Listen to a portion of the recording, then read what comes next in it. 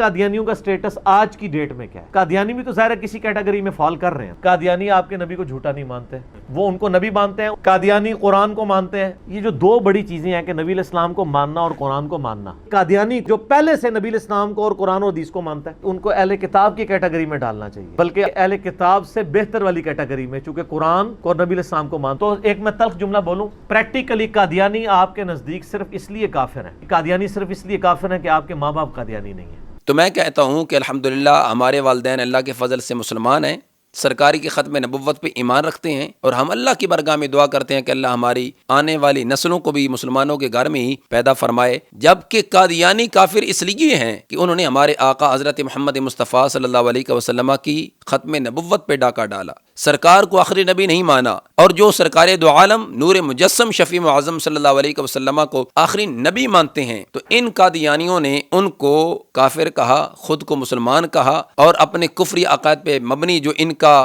باطل نظریہ ہے اس کو اسلام کا نام دیا, اور سچے سچے مذہب اسلام دین اسلام کو معاذ اللہ کفر کہا, جس کے بنیاد پر انہیں زندیق کافر مرتد ڈکلیئر قرار دیا گیا ہے. بسم اللہ الرحمن الرحیم. رضیت باللہ ربا وبالاسلام دینا وبمحمد صلی اللہ علیہ وسلم نبیا ورسولا.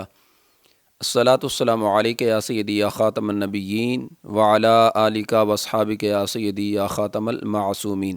السلام علیکم ورحمۃ اللہ تعالی وبرکاتہ. ناظرین کرام, اس سے قبل آپ ہماری آج کی گفتگو کا پارٹ 1 سماعت فرما چکے ہیں, اور یہ اس کا پارٹ 2 ہے, جس کے اندر ہم مرزا منگول انجینئر مرزا جیلمی کی خرافات, کفری عقائد اور تضحیق پہ مبنی بیانات کے چند اقتباسات بحوالہ پیش کر کے اسے اور اس کے جو منگولی فالورز ہیں انہیں بھی دعوت فکر پیش کریں گے. اس سے قبل جو ہم نے اپنا بیان ریکارڈ کروایا اس کے اندر اس کے کلپس چلا کر 7 حوالہ جات بھی پیش کیے قادیانیوں کی کتب سے, جس کے اندر اس نے یہ دعویٰ کیا تھا کہ موجودہ دور کے قادیانی ہیں, ان کا سٹیٹس یہ ہے, اور ان کے لحاظ سے ہمیں اپنی سوچ فکر اور نظریہ یہ رکھنا چاہیے کہ یہ موجودہ دور کے قادیانی اہل کتاب یہود و نصارہ سے 2 لحاظ سے بہتر ہیں. ایک تو یہ کہ یہ قادیانی معاذ اللہ قرآن کو قرآن مانتے ہیں, اور دوسرا نبی کریم علیہ الصلوۃ والسلام کی مبارک ذات کو یہ نبی بھی مانتے ہیں. قادیانیوں کا سٹیٹس آج کی ڈیٹ میں کیا ہے؟ قادیانی بھی تو ظاہر ہے کسی کیٹیگری میں فال کر رہے ہیں. قادیانی آپ کے نبی کو جھوٹا نہیں مانتے, وہ ان کو نبی مانتے ہیں. قادیانی قرآن کو مانتے ہیں. یہ جو دو بڑی چیزیں ہیں کہ نبی علیہ السلام کو ماننا اور قرآن کو ماننا. قادیانی جو پہلے سے نبی علیہ السلام کو اور قرآن اور حدیث کو مانتا ہے, ان کو اہل کتاب کی کیٹیگری میں ڈالنا چاہیے, بلکہ اہل کتاب سے بہتر والی کیٹیگری میں, چونکہ قرآن اور نبی علیہ السلام کو مانتے ہیں. اور تو ہم نے دکھایا کہ یہ جو قرآن کو قرآن مانتے ہیں, تو وہ قرآن جو ہمارے آقا حضرت محمد مصطفیٰ صلی اللہ علیہ وسلم کے قلب اطہر پہ نازل ہوا, یہ اس کو قرآن نہیں مانتے, بلکہ یہ قرآن اس کو مانتے ہیں جو معاذ اللہ ثم معاذ اللہ مرزا غلام احمد قادیانی ملعون دجال کذاب پر بشکل وحی نازل ہوا. روحانی خزائن سے ہم نے یہ حوالہ پیش کیا تھا, جس کے اندر مرزا غلام احمد قادیانی ملعون دجال کذاب یہ کہتا ہے کہ میرے اس دعویٰ کی حدیث بنیاد نہیں, بلکہ قرآن اور وہ وحی ہے جو میرے پر نازل ہوئی. اور پھر اس کا یہ کہنا کہ قادیانی معاذ اللہ نبی کریم علیہ السلام کو نبی بھی مانتے ہیں, تو وہ بھی ہم نے اسی مرزا ملعون دجال کذاب کا جو بیٹا ہے مرزا بشیر قادیانی ملعون دجال کذاب, اس کی کتاب کلمۃ الفصل, اس سے یہ حوالہ پیش کیا تھا کہ اس کا یہ دعویٰ ہے کہ قادیان میں اللہ تعالیٰ نے معاذ اللہ پھر محمد صلی اللہ علیہ وسلم کو اتارا, اور کہتا ہے کہ محمد الرسول اللہ ایک دفعہ پھر دنیا میں آ گیا معاذ اللہ. تو اب دونوں چیزیں تو واضح ہو گئیں. اس کا یہ کہنا کہ یہ قادیانی قرآن کو قرآن بھی مانتے ہیں, تو یہ قرآن جو اس مرزا ملعون دجال کذاب پر بشکل وحی نازل ہوا اس کو قرآن مانتے ہیں, جس کے ہم دائی ہیں جو رب کا کلام ہے سرکار کے قلب اطہر پہ نازل ہوا, اس کو یہ قرآن نہیں مانتے. اور پھر اس کا یہ کہنا کہ معاذ اللہ وہ نبی کو نبی بھی مانتے ہیں, تو ہمارے آقا حضرت محمد مصطفیٰ صلی اللہ علیہ وسلم کو یہ نبی نہیں مانتے, بلکہ یہ ملعون دجال کذاب مرزا قادیانی کو معاذ اللہ یہ نبی مانتے ہیں. تو اب اس کی یہ دونوں دعوے باطل ہو گئے, اور اس سے قادیانیوں کی جو حمایت ہے وہ کھل کر واضح اور عیاں ہو گئی ہے. اسی طرح اس کا ایک اور آپ بیان سماعت فرمائیے, جس کے بعد میں آپ سے مخاطب ہوتا ہوں. تو ایک میں تلخ جملہ بولوں, پریکٹیکلی قادیانی آپ کے نزدیک صرف اس لیے کافر ہیں, قادیانی صرف اس لیے کافر ہیں کہ آپ کے ماں باپ قادیانی نہیں ہیں. قادیانی صرف اس لیے کافر ہیں کہ آپ کے ماں باپ قادیانی نہیں ہیں. قادیانی صرف اس لیے کافر ہیں کہ آپ کے ماں باپ قادیانی نہیں ہیں.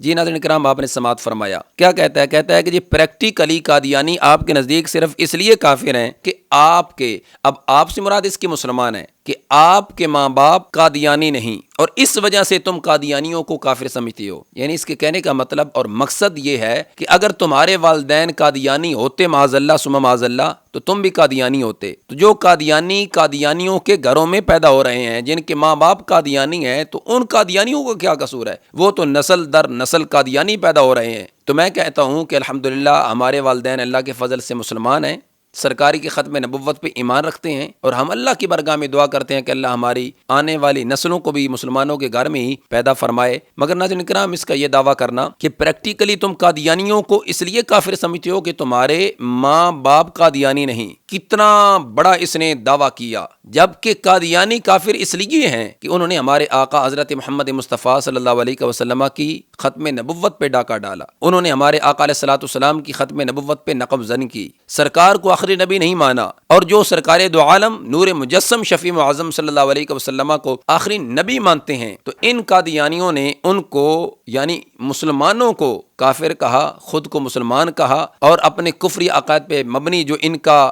باطل نظریہ ہے اس کو اسلام کا نام دیا، اور سچے سچے مذہب اسلام، دین اسلام کو معاذ اللہ کفر کہا، جس کے بنیاد پر انہیں زندیق، کافر، مرتد ڈکلیئر قرار دیا گیا ہے. تو اس کی یہ ساری چیزیں ان قادیانیوں کی حمایت میں اور قادیانیت کو ہی پرموٹ کرنے کے لحاظ سے ہے. مگر آج میں نے آپ کو اس کے یہ جملے کہ تم قادیانیوں کو قادیانی اس لیے سمجھتے ہو کہ تمہارے ماں باپ قادیانی نہیں، یہ جملے دکھانے ہیں کس نے، یہ کہاں سے لیے. تو آئیے دیکھیے، مرزا غلام احمد قادیانی کا بیٹا مرزا ملعون بشیر قادیانی کلمۃ الفصل کے صفحہ نمبر 103 پہ کیا لکھتا ہے؟ اپنے باپ ملعون دجال قذاب کی نبوت منوانے کے لحاظ سے یہ مسلمانوں کو مخاطب کر رہا ہے. تب مرزا ملعون بشیر قادیانی کیا کہہ رہا تھا، اور اب یہ مرزا منگول انجینئر مرزا جیلمی، اسی سینئر مرزا قادیانی کا جانشین، آج کے مسلمانوں کو مخاطب کر کے وہی والے الفاظ بول رہا ہے. تب وہ مرزا بشیر ملعون دجال قذاب یہ کہہ رہا تھا کہ پس وہ صرف اس لیے مسلمان ہیں کہ وہ مسلمانوں کے گھر پیدا ہوئے،